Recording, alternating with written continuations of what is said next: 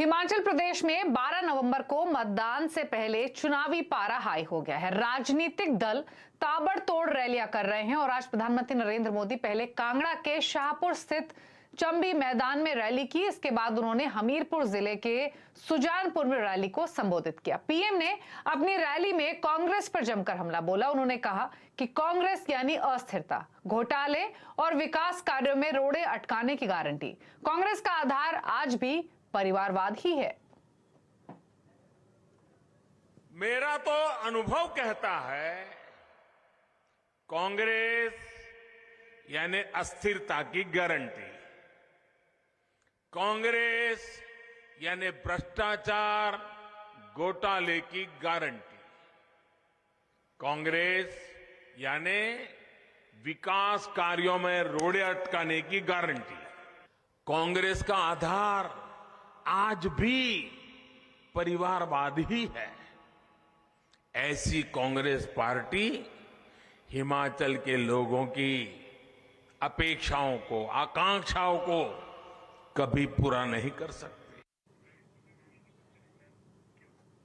और प्रधानमंत्री मोदी यही नहीं रुके, उन्होंने हिमाचल चुनाव में विकास के मुद्दे पर जोर दिया। पीएम ने सुजानपुर की रैली में कहा कि बीजेपी सरकार में डबल इंजन से डबल विकास होगा। उन्होंने कहा कि हिमाचल को अगले 5 सालों में विकास के मामले में सबसे आगे खड़ा किया जाएगा। पीएम मोदी ने हिमाचल के लोगों से कहा कि सरकार बनाओ, हम विकास की योजना तैयार करके बैठे हैं।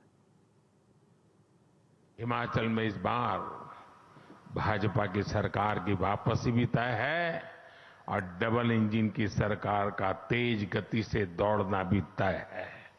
जिस तरह से राष्ट्र रक्षा में हिमाचल प्रदेश अग्रिम पंक्ति में खड़ा रहता है, उसी तरह से विकास के मामले में भी उसे अग्रिम पंक्ति में खड़ा होना है। यानी शिक्षा हो या स्वास्थ्य, डबल इंजन से डबल विकास हो रहा है। और प्रधानमंत्री ने विकास का मुद्दा उठाया तो कांग्रेस के अध्यक्ष मल्लिकार्जुन खड़गे ने मोदी पर तंज कस दिया। प्रधानमंत्री जी और उनके शिष्य लोग यही कहते थे, कांग्रेस ने 70 साल में क्या किया, देश को बर्बाद किया।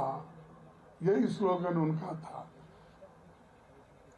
अब हिमाचल में इतने स्कूल्स, कॉलेजेस हो गए हैं, बड़े बड़े रोड हो गए हैं,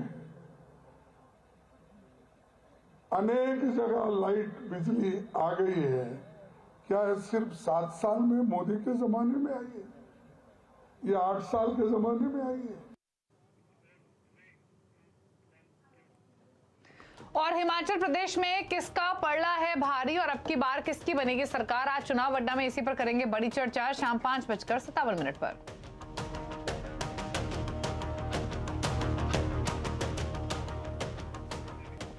और आज शाम दिल्ली में बीजेपी संसदीय बोर्ड की बैठक हो रही है। प्रधानमंत्री मोदी, अमित शाह, जेपी नड्डा इसमें मौजूद रहेंगे। माना जा रहा है कि कल बीजेपी गुजरात के लिए उम्मीदवारों की पहली लिस्ट की सूची जारी कर सकती है। अहमदाबाद से केतन हमारे साथ मौजूद हैं और डिटेल्स के साथ। तो केतन, बताइए, बीजेपी की मीटिंग में क्या कुछ हो सकता है, किन मुद्दों पर चर्चा होगी और क्या ये मान के चला जाए कि बीजेपी उम्मीदवारों की जो पहली लिस्ट है उस पर डिसीजन ले सकती है इस मीटिंग में?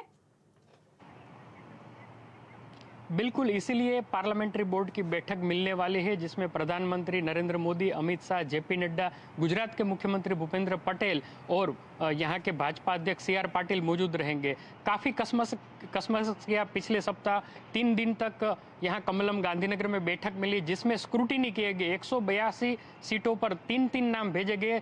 उस 3 नाम में से अब 2 की कमी करके एक फाइनल कैंडिडेट घोषित किया जाएगा और आज देर रात को इसको घोषित भी कर दिया जाएगा, या तो कल ये सूची आ जाएगी, पहली सूची। हालांकि कांग्रेस ने पहले से ही एक सूची जाहिर कर दी है, दूसरी आज आ सकती है। और आम आदमी पार्टी की अगर हम बात करें तो 182 सीट में से 155 से अधिक उम्मीदवारों की सूची उन्होंने जाहिर कर दी है। बीजेपी ने क्यों इतनी देर लगाई? तो कई सीटें ऐसी है जिसमें से शायद वो उम्मीदवार बदले, और जो सूत्र हमें बता रहे हैं उसके मुताबिक 25% विधायक जो मौजूदा विधायक है उनका टिकट कट सकता है, वहां पर नए चेहरे ला सकते हैं। इसलिए ये कशमकश बड़ी है और जिसको हम रणनीतिकार मानते हैं वो अमित शाह भी इस बैठक में मौजूद रहेंगे।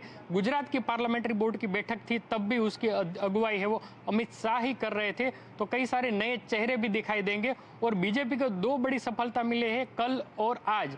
कल उन्होंने एक कांग्रेस के बड़े नेता है मिस्टर राठवा, उनको अपने पार्टी में ले लिया, और आज है वो जूनागढ़ के बहुत बड़े एक नेता है, उनको भी अपने पाले में ले लिया। यानी कि 2 बड़े विधायक कांग्रेस से बीजेपी में आ गए। तो ये ऑपरेशन भी लगातार जारी रहेगा और कल पहली सूची, जिसमें से शायद जीत सके ऐसे उम्मीदवार की सूची आएगी, जो विवादास्पद नहीं होंगे, जो बैठक ऐसी नहीं होगी, उसकी सूची आएगी और उनकी संख्या 40 से 50 मानी जाती है। तो आज देर रात या कल सुबह सुबह ये सूची आएगी और इसकी चर्चा है वो थोड़ी देर बाद दिल्ली पार्लियामेंट्री बोर्ड की बैठक में की जाएगी। जी ओके, शुक्रिया आपका केतन ये डिटेल्स बताने के लिए। तो बीजेपी संसदीय बोर्ड की मीटिंग आज दिल्ली में, जहां से काफी कुछ एक्सपेक्ट किया जा सकता है और क्या कुछ, वो डिटेल्स आपको अभी केतन ने बताई। आगे बढ़ेंगे और मनी लॉन्ड्रिंग मामले में जांच की आज का सामना कर रहे शिवसेना सांसद संजय राउत को राहत मिल गई है। बुधवार को उन्हें जमानत मिल गई। प्रवर्तन निदेशालय ने पात्रा चौल भूमि मामले में राउत को जुलाई के अंत में गिरफ्तार किया था और इस मामले में ईडी राउत की पत्नी, करीबियों समेत कई लोगों से पूछताछ कर चुकी है। हालांकि ईडी ने जमानत के आदेश को बॉम्बे हाई कोर्ट में चैलेंज कर दिया है।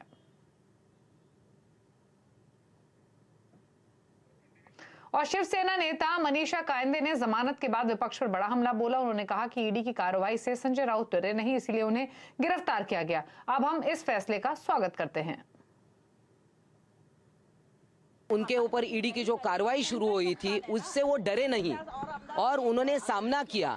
वो उनको हिरासत में लिया, हिरासत में भी रहे, मगर आज उनको बेल मिली है तो निश्चित है हम इसका स्वागत करते हैं, उनका अभिनंदन करते हैं। बहुत सारे लोगों को ईडी का डर दिखाया, प्रताप सरनाइक हो, यशवंत यादव हो, ऐसे बहुत सारे लोगों को ईडी का डर दिखाया और वो शिंदे ग्रुप में चले गए। मगर संजय राउत जी जो हमारे नेता है, खासदार है, उनको भी डर दिखाया था, वो डरे नहीं, एक योद्धा की तरह वो लड़े और आज उनको जमानत भी मिली।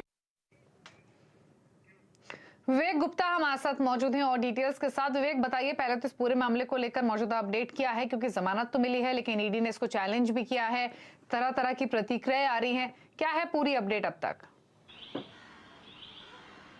दीपाली, देखिए आपको बताना चाहेंगे कि शिवसेना सांसद संजय राउत को पीएमएलए कोर्ट जो है वहां से बेल जरूर मिल गई है, लेकिन उनका रास्ता थोड़ा सा मुश्किल नजर जरूर आ रहा है, क्योंकि ईडी ने बेल मिलने के बाद वापस पीएमएलए कोर्ट में स्टे लगाने की मांग की, लेकिन पीएमएलए कोर्ट ने स्टे नहीं दिया है और इसके बाद अब ईडी के पास एक चारा बचता है कि बॉम्बे हाई कोर्ट में जाके अपील करे। अब ईडी के अधिकारी उन्होंने बॉम्बे हाई कोर्ट में स्टे की मांग की। उनका साफ तौर पर कहना है कि संजय राउत को बेल नहीं मिलनी चाहिए और बेल ऑर्डर पर तुरंत स्टे लगना चाहिए। अब बॉम्बे हाई कोर्ट शाम 4:30 बजे इस पूरे मामले में सुनवाई करेगा और बॉम्बे हाईकोर्ट तय करेगा कि संजय राउत को आज बेल मिलनी है या फिर वापस उन्हें जेल भेजा जाएगा। तो सबकी निगाहें अब शाम के 4:30 बजे बॉम्बे हाईकोर्ट के ऊपर है, क्योंकि ईडी ने साफ तौर पे कहा है कि जो बेल ऑर्डर है उस पर स्टे लगा देना चाहिए। अब बॉम्बे हाईकोर्ट इस पर फैसला लेगा कि उस पर स्टे लगाना है या नहीं लगाना है। लेकिन दीपाली, आपको बताना चाहेंगे कि पात्रा चौल स्कैम में संजय राउत को 31 जुलाई को जांच एजेंसी ईडी ने उन्हें गिरफ्तार किया था। लगभग 102 दिन तक वो मुंबई के आर्थर रोड जेल में बंद रहे हैं और कई बार उन्हें बेल एप्लीकेशन मूव की, लेकिन हर बार बेल एप्लीकेशन रिजेक्ट हो जाती थी।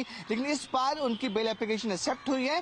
जो लोअर कोर्ट है पीएमएलए कोर्ट, उन्हें बेल जरूर मिल गई है। तो एक परिवार को और जो उनके समर्थक हैं और शिवसेना के जो समर्थक हैं उन्हें उम्मीद लगी है कि संजय राउत जल्दी बाहर निकल पाएंगे। लेकिन अब सबकी निगाहें, जो मैंने आपको बताया कि 4:30 बजे बॉम्बे हाईकोर्ट पर अटकी हुई है। अब बॉम्बे हाईकोर्ट ईडी की जो अपील है उस पर सुनवाई करेगा कि पीएमएलए कोर्ट के जो बेल ऑर्डर है उस पर स्टे लगाना है या नहीं लगाना है। दीपाली, ओके, चलिए शुक्रिया आपका विवेक की डिटेल्स बताने के लिए। तो पीएमएलए कोर्ट अब डिसीजन लेगा कि क्या अगला स्टेप होगा। जो ईडी ने चैलेंज किया है डिसीजन, लेकिन हाँ फिलहाल राहत संजय राउत के लिए क्योंकि उनको जमानत मिल गई है। लेकिन अब बात मार्केट अपडेट की। वीकली एक्सपायरी से पहले बाजार में काफी उतार चढ़ाव रहा। आज सेंसेक्स 150 अंक गिरकर 61,034 पर बंद हुआ। निफ्टी 40 पॉइंट गिरकर 18,157 पर। इंट्राडे में निफ्टी बैंक ने रिकॉर्ड स्तरों को छुआ। निफ्टी बैंक आज 97 पॉइंट्स चढ़कर 41,783 पर क्लोज हुआ। Mid cap small cap stocks में बिकवाली रही। पूरी डिटेल्स लेते हैं सुमित से। सुमित, पहले तो बताइए आज बाजार की कुछ अहम बातें, कैसा सेशन रहा ओवरऑल? देखिए, आज गैप अप शुरुआत हुई अंतर्राष्ट्रीय बाजारों के बेहतरीन आंकड़ों के तर्ज पर, लेकिन जो तेजी थी वो सस्टेन नहीं कर पाई और हायर लेवल से इंडेक्स में बिकवाली रही। फ्रंट लाइन इंडेक्स में तो बिकवाली थी ही, मिड कैप स्मॉल कैप में बिकवाली थी। निफ्टी बैंक ने इंट्राडे में आज शुरुआती कारोबार में इनफैक्ट अपना नया रिकॉर्ड स्तर बनाया और वहां से बिकवाली देखने को मिली, लेकिन आउट परफॉर्मेंस जो थी वो पीएसयू बैंकिंग की तरफ से अभी भी कंटिन्यू है। 3-3.5% के आसपास तेजी देखने को मिली। सिलेक्टिव मेटल के अंदर खरीदारी थी, थोड़ी बहुत ऑटो में एक मूव था, लेकिन अदरवाइज स्टॉक स्पेसिफिक स्टोरीज काफी थी और नंबर्स का इंपैक्ट बहुत स्टीप देखने को मिला। मिसाल तौर पर पूरा आज पैथलैब स्पेस हेवीली टूटता हुआ दिखाई पड़ा नंबर्स के बाद। तो ऐसे अलग अलग स्टॉक के अंदर एक्शन था, लेकिन अगर की हाईलाइट की बात करें तो बैंक निफ्टी ने आज रिकॉर्ड बनाया और पीएसयू बैंकिंग की तरफ से एक अच्छी आउट परफॉर्मेंस कंटिन्यू है। ओके, और अगर सेक्टर स्टॉक स्पेसिफिक मूव्स देखें तो कहां रहे? देखिए, अगर निफ्टी के टॉप गेनर्स की बात की जाए तो उसमें अदानी पोर्ट आज लीड कर रहा था। पूरा अदानी समूह इनफैक्ट तेजी में था, लेकिन अदानी पोर्ट उसमें आज लीड करता हुआ। कोल इंडिया करीब 2.5% ऊपर, आईटीसी अपने नए रिकॉर्ड स्तरों के करीब पहुंचता हुआ और उसके अलावा हीरो मोटोकॉर्प करीब 1.25% की तेजी यहां पर देखने को मिली। बिकवाली थी आज हिंडाल्को में 4.5% टूटा, पावर ग्रिड 4% टूटा, डीवी स्लैब लगातार दूसरा दिन नंबर्स के बाद जबकि प्रेशर आता हुआ दिखाई पड़ा और ग्रासिम करीब 1.5% की बिकवाली यहां बनते हुए दिखाई पड़ी। मिड कैप में PSU banking, union bank, bank of India, IDBI bank तीनों में एक जोरदार तेजी और एयू स्मॉल फाइनेंस बैंक जो कि 4.5% की तेजी के साथ बंद हुआ। मिड कैप में गिरने वाले शेयरों में नंबर्स का इंपैक्ट, एमआरएफ 9% नीचे, डॉक्टर लाल 9% नीचे, गोदरेज प्रॉपर्टी 7% नीचे और मेट्रोपोलिस 6.5%। चारों के नंबर और चारों के नंबर्स के बाद रिएक्शन आता हुआ दिखाई पड़ा। इसके अलावा एफएनओ में टॉप गेनर्स था पीआई इंडस्ट्रीज, नंबर के बाद 10% चला, पीएनबी लगातार तेजी में, बीओबी लगातार तेजी में और बॉश नंबर्स के बाद करीब 4.5% चढ़ता हुआ दिखाई पड़ा। एफएनओ गिरने वाले शेयरों में एमआरएफ, डॉक्टर लाल, जुबिलेंट फूड और गोदरेज प्रॉपर्टी चारों के नंबर्स और चारों के नंबर्स का एक स्टीप रिएक्शन आता हुआ दिखाई पड़ा। पीएसयू बैंकिंग बास्केट लगातार आउट परफॉर्म कर रही है, तो union bank, bank of India, PNB, central bank सब में एक अच्छी तेजी और 6 से लेकर 12-10% तक का मूव यहां पर आता हुआ दिखाई पड़ा। तो ओवरऑल एक बेहतरीन सेशन रहा पीएसयू बैंकिंग बास्केट के लिए और नए रिकॉर्ड स्तरों को बनाकर आज बैंक निफ्टी बंद होता हुआ दिखाई पड़ा।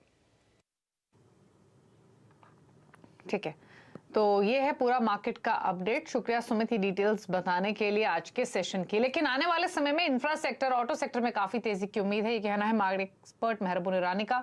सीएनबीसी आवाज से खास बातचीत के दौरान मेहरबून ने बताया कि मौजूदा बाजार में निवेशकों को क्या रणनीति रखनी चाहिए, तो सुनिए उनके स्टेटमेंट।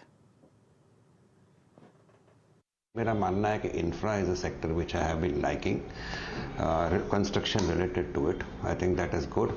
और कहीं पर मुझे लगता है कि ऑटो में we are possibly going towards a secular bull run auto sector में।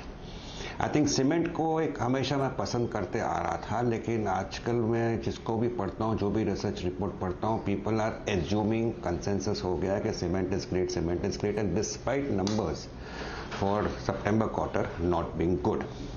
इसका एक मूल कारण है कि मैनेजमेंट्स ने एनालिस्ट कम्युनिटी को कहा है कि पेटकोक के भाव घटे हैं, I think and oil possibly could come down. ये सारे चीज एक्स्ट्रापोलेट एनालिस्ट हमेशा करते आते हैं and this according to me is little bit worrying, because जब भी कंसेंसस एक सेक्टर की तरफ बाय हो जाता है और स्टॉक्स बढ़ जाते हैं, I think somewhere you have to learn to take some money out for the time being. IT somewhere will come to a buying level, I am not in a hurry to buy, लेकिन public sector banks में I think while according to me अगले 3 quarter के लिए best result सितंबर quarter में आ चुके हैं। और इस बार का बजट अलग और अनूठा बनाने की तैयारी में सरकार जुट गई है। सीएनबीसी आवाज को एक्सक्लूसिव जानकारी मिली है कि वित्त मंत्रालय ने सभी मंत्रालयों से नए नए आइडियाज देने को कहा है। क्या है पूरी खबर, जानने के चलते हैं लक्ष्मण के पास। लक्ष्मण रॉय हमारे साथ मौजूद है। लक्ष्मण, बताइए तो इस बार के बजट में क्या खास रहने वाला है, क्या अनूठा और अनोखा बजट पेश हो सकता है, बताइए। दरअसल इस बार का जो बजट है वो मोदी सरकार के मौजूदा कार्यकाल का आखिरी फुल बजट होगा। तो सरकार चुनाव में जिन ऐलानों के जमीन पर उतरने का दावा कर सकेगी, उन ऐलानों को करने का ये आखिरी मौका होगा। यही वजह है कि सरकार की पूरी कोशिश है कि इस बार का बजट बिल्कुल अनूठा हो और बाकी बजट से अलग हो और इस बजट के तहत कुछ ऐसे ऐलान किए जाएं जो अब तक ना किए गए हों। यही वजह है कि सूत्रों ने मुझे बताया कि वित्त मंत्रालय की जब अलग अलग मंत्रालयों के साथ बातचीत हुई, चाहे उद्योग मंत्रालय हो, वाणिज्य मंत्रालय हो, भारी उद्योग मंत्रालय हो या फिर नीति आयोग हो, तो सबसे यही कहा गया है कुछ ऐसे नए नए आइडियाज़ लेकर के आइए जिसको बजट में शामिल किया जा सके, जिस पर अब तक चर्चा ना हुई हो। ऐसे नए आइडियाज़ जो आए इसमें 3-4 मुद्दों पर खास फोकस किए जाएं। एक कि रोजगार कैसे बढ़ेगा, रोजगार के मौके ज़्यादा से ज़्यादा कैसे पैदा होंगे। दूसरा कि मैन्युफैक्चरिंग सेक्टर को और ज़्यादा कैसे बढ़ावा दिया जाए। हालांकि प्रोडक्शन लिंक्ड इंसेंटिव स्कीम का सरकार ऐलान कर चुकी है, लेकिन सरकार चाहते है कि और ज़्यादा प्रभावशाली तरीके से घरेलू मैन्युफैक्चरिंग बढ़े, इस पर भी जोर होगा। विदेशी निवेश कैसे बढ़ाया जाए, लगभग स्थिर सा हो गया है, तो उस पर भी जोर रहने वाला है। इतना ही नहीं, एक्सपोर्ट, मैन्युफैक्चरिंग एक्सपोर्ट को बढ़ावा देना एक प्रमुख मुद्दा हो सकता है। तो इन सारे मुद्दों के आसपास नए नए आइडियाज़, नए नए स्कीम को लेकर सुझाव मांगे जा रहे हैं और हर मंत्रालय इस नए आइडियाज़, नए स्कीम को बनाने में जुट गया है और इन सुझावों के आने के बाद वित्त मंत्रालय तय करेगा कि बजट में आखिर किसे स्थान दिया जाए। लेकिन अब तक के संकेत यही कह रहे हैं कि इस बार का बजट शायद कुछ आपको नया ऐलान दिखाए। ठीक है, तो राजनीतिक तौर पर यह बजट अहम हो सकता है। इसको अनोखे रूप में पेश करने की तैयारी में वित्त मंत्रालय और इसी को लेकर ये अपडेट्स लक्ष्मण देते हुए। शुक्रिया लक्ष्मण आपका। और आगे बढ़ेंगे, खबर आपको बताते हैं। अब हर टीवी चैनल को आधे घंटे रोजाना जनहित के कार्यक्रम दिखाने होंगे। साथ ही चैनल्स के ट्रांसफर, टेक ओवर की शर्तें भी आसान की गई हैं। ये सब हुआ है चैनल की अप लिंकिंग और डाउन लिंकिंग की नई गाइडलाइंस के तहत। डिटेल्स अगेन लक्ष्मण के पास ही हैं, उन्हीं से ले लेते हैं। तो लक्ष्मण बताइए क्या क्या बातें हैं नई ब्रॉडकास्टिंग गाइडलाइंस में? ये जो चैनल की गाइडलाइन जारी की गई है, इस गाइडलाइन का अनुपालन न्यूज़ चैनल और नॉन न्यूज़ चैनल, यानी फिर जो न्यूज़ चैनल नहीं है, दूसरे चैनल हैं, एंटरटेनमेंट चैनल हैं, दूसरे चैनल हैं, उनको भी करना होगा। और इस गाइडलाइन की सबसे खास बात यह है कि सभी चैनलों को अपने 24 घंटे की प्रोग्रामिंग में कम से कम आधे घंटे राष्ट्रहित और जनहित के कार्यक्रम दिखाने होंगे। राष्ट्रहित जनहित के कार्यक्रम ना सिर्फ न्यूज़ चैनल को दिखाने होंगे, बल्कि एंटरटेनमेंट चैनल है उनको भी दिखाने होंगे, या फिर दूसरे चैनल हैं उनको भी दिखाने होंगे। अब सवाल उठता है कि राष्ट्रहित और जनहित के विषय क्या होंगे। इस पूरी गाइडलाइन में 8 अलग अलग विषयों को चिन्हित किया गया है, जिसमें कृषि, शिक्षा जैसे विषय हैं, जिसके ऊपर अगर आप कार्यक्रम चलाते हैं तो उसको जनहित का कार्यक्रम कहा जा सकता है। दूसरा जो महत्वपूर्ण मुद्दा है इस गाइडलाइन में वो ये है कि चैनल के ट्रांसफ़र, एक मालिक से दूसरे मालिक में या प्रमोटर से दूसरे प्रमोटर में, टेक ओवर, इन सब की शर्तों को काफ़ी ज़्यादा आसान किया गया है और वो सारी शर्तें अब चैनल पर भी लागू होंगी जो कंपनी के ट्रांसफ़र, कंपनी के टेक ओवर पर लागू होती हैं। अब तक ऐसा नहीं होता था। तीसरी चीज़ कि जो रिन्यूअल है, वो न्यूज़ एजेंसी का रिन्यूअल पहले 1 साल के लिए होता था, हर 1 साल पर कराना पड़ता था, अब 5 साल के लिए करा सकेंगे। चैनल के लिए नेटवर्क की सीमा काफ़ी ज़्यादा बढ़ा दी गई है और ये सिर्फ नए लाइसेंस धारकों के लिए नहीं होगा, बल्कि मौजूदा लाइसेंस धारक जब रिन्यूअल के लिए आएंगे तो उनको भी नए नेटवर्क की सीमा की शर्तों का पालन करना होगा। एक और महत्वपूर्ण बात कि गलत तरीके से चैनल की अपलिंकिंग, डाउनलिंकिंग को रोकने के लिए सरकार ने ये तय किया है कि सी बैंड के अलावा जितने भी बैंड हैं उन सब के बैंड पे जो चैनल होंगे उनका इंक्रिप्शन किया जाएगा, यानी चैनल में क्या कंटेंट जा रहा है ये साफ तौर से देखा जा सकेगा। इतना ही नहीं, जो चैनल के लिए अलग अलग शर्तें थी जहां पे कारोबार करना थोड़ा सा मुश्किल होता जा रहा था, उन शर्तों को भी आसान करने की कोशिश इस गाइडलाइन में की गई है। तो सरकार का कहना है कि इस नई गाइडलाइन के बाद चैनल की दुनिया में, चैनल के कारोबार में काफ़ी ज़्यादा सहूलियतें होनी शुरू हो जाएंगी। ओके, चलिए, तो ये कुछ शर्तों में बदलाव किया गया है जिसकी डिटेल्स आपको अभी लक्ष्मण में बताई। चलिए, अमेरिका में एक रिसर्च के मुताबिक लगातार गैजेट्स चलाने की वजह से इंसान की बॉडी का ढांचा बदल रहा है। इसके चलते भविष्य में पैदा होने वालों की उंगलियां, कोहनी और पीठ हमसे अलग होगी। क्या है ये पूरा माजरा? ये पूरी बात समझने के लिए देखिए आज का कंज्यूमर अड्डा शाम 5:57 पर। और भारतीय सुप्रीम कोर्ट के नए चीफ जस्टिस DY चंद्रचूड़ बन गए हैं। आज उन्होंने 50वें मुख्य न्यायाधीश के तौर पर शपथ ली। जस्टिस DY चंद्रचूड़ ने राष्ट्रपति द्रौपदी मुर्मू ने उन्हें शपथ दिलाई। Justice DY Chandrachud justice UU Lalit के बाद सुप्रीम कोर्ट के मुख्य न्यायाधीश के रूप में आज से कार्यभार संभाल रहे हैं। जस्टिस DY चंद्रचूड़ अगले 2 साल तक मुख्य न्यायाधीश के रूप में बने रहेंगे। और आपको बता दें कि जस्टिस YV चंद्रचूड़ के बेटे हैं DY चंद्रचूड़, जो कि सुप्रीम कोर्ट के 16वें चीफ जस्टिस रह चुके हैं।